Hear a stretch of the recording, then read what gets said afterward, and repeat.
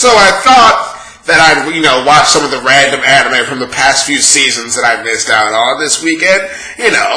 Since I need to review some anime these days anyway, I figured I might as well step out of my comfort zone and watch something.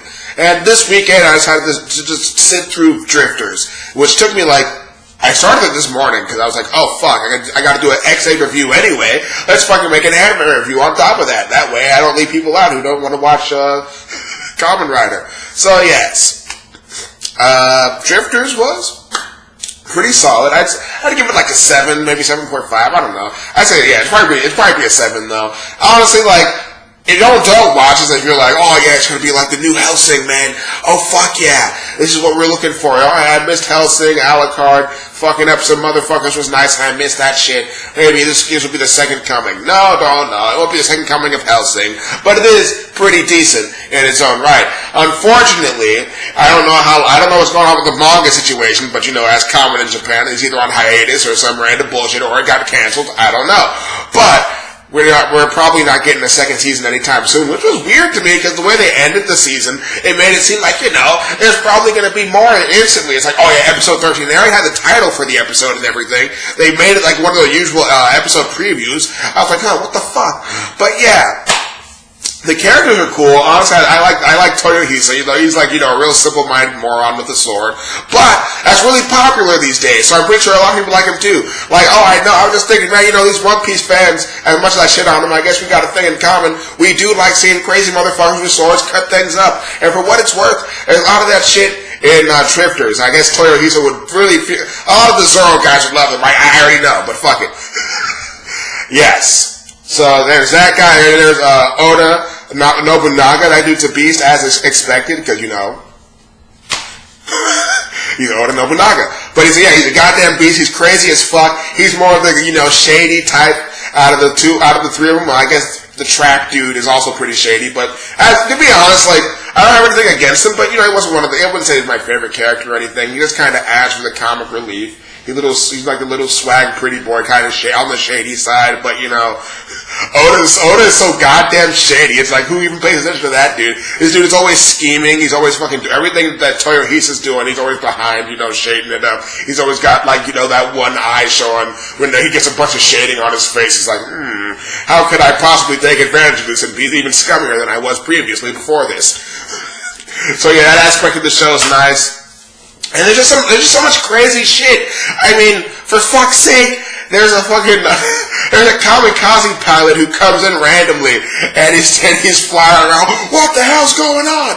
And he's like suffering from PTSD, and all of a sudden he sees a dragon burning down, a village, and he has like a bunch of flashbacks and shit, and he goes crazy. And I'm like, what kind of anime am I watching? Where all of a sudden a fucking kamikaze pilot from the 1940s comes back, and he's over here fighting against a dragon in his own jet. And that dude, unfortunately though, I really like I love the way they introduced him. But unfortunately, he wasn't around that much. I don't know what the fuck happened. But, oh yeah, he took over of some random culture or something. He took over like a week or something. Some other guy who got lost found him randomly, and all of a sudden he's like in charge of this village or whatever. I forget, because he's barely around. I don't even remember how exactly that happened.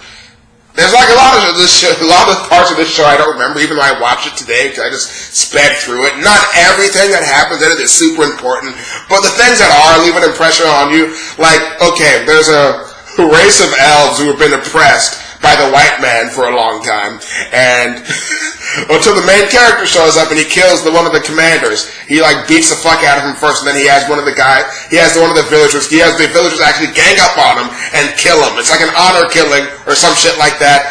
Whatever, it's for the revenge of the child that he slaughtered, which, is good. He's like, yes, he must be killed.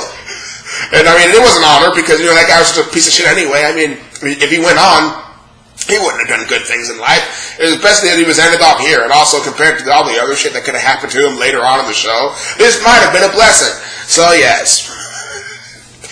Oh my God. So yes, the elves have been oppressed and repressed and all this other shit, and their women have been gone for a while because the white man also took them away, and That was something that turned into a thing that I should have expected, but I really wasn't. They were like, after they come up, they bear arms against the fucking people who oppressed them all these years. They're like, yeah, let's go get our women back, our dignity back, yeah, our pride back. We elves are naturally proud people, and we're also really good with bow and arrows. We can do this. And I'm like, all right, yeah, let's do this, boys.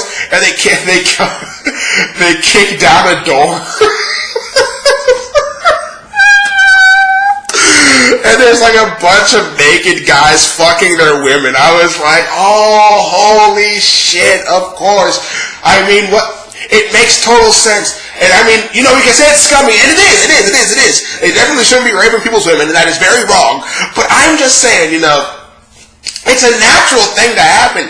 If you're like this you're just like some random guy who could die the next day, but you find these hot elves that you take away from this village, and I mean, they're not fucking them anymore, and I mean, they're hot elves, and they got really long ears, and I was saying, it's all handsome those elves were, like Oda said, he said, well, you can only imagine how beautiful the women were, and I was just like, god damn, that was fucked up. That left an impression on me. I was like, damn, drifters, what the hell are you doing? I wasn't ready for that. I was ready for a simple anime about a simple man cutting down simple foes.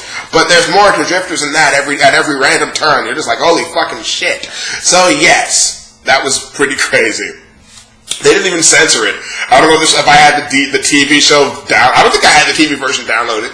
Maybe Drifters when it was airing really late, because I just had a whole shot of these guys fucking these women. Like, I mean, 1 second you're fucking this elf bitch, and the next a crazy samurai dude is about to cut off your best friend's head or something. I was like, holy shit. Some of these guys were in the middle of their action. They were like, huh, what the fuck? Ooh, yeah. Oh shit, what? So that was its own crazy thing. I swear, I keep talking about this scene, but one of my friend who recommended the show pointed out to me that there was an elf smiling in the lower half of the screen, and I was like, oh my god, they even went with the whole mind break thing. Oh, Hirano, you sick fuck. Oh, you. Woo. This is heavy. This is some heavy shit, I gotta say. But yeah, Drifters is pretty crazy. If you have an appreciation for history, you'll like certain things in it. There's like a bunch of other stuff in it. There's also Gay Sugita. I wasn't expecting that all of a sudden, but Gay Sugita's in this, and I forget who he's supposed to be, but I remember that he's like, he's a big major character in terms of like, well, not really major character, but he was a big side character. He was a big plot point character because, he was going to betray the kingdom so they can move in or whatever. So that was cool. Yeah, I know I probably told you everything about the show. Well, not really, but yes. I mean, there's not really spoilers in this show. Things just happen. It's just some crazy shit. You enjoy it. So if you have time, watch Drifters. It's fun. It doesn't take long. It's only 12 episodes, and that's my review for it, and I hope you enjoyed it.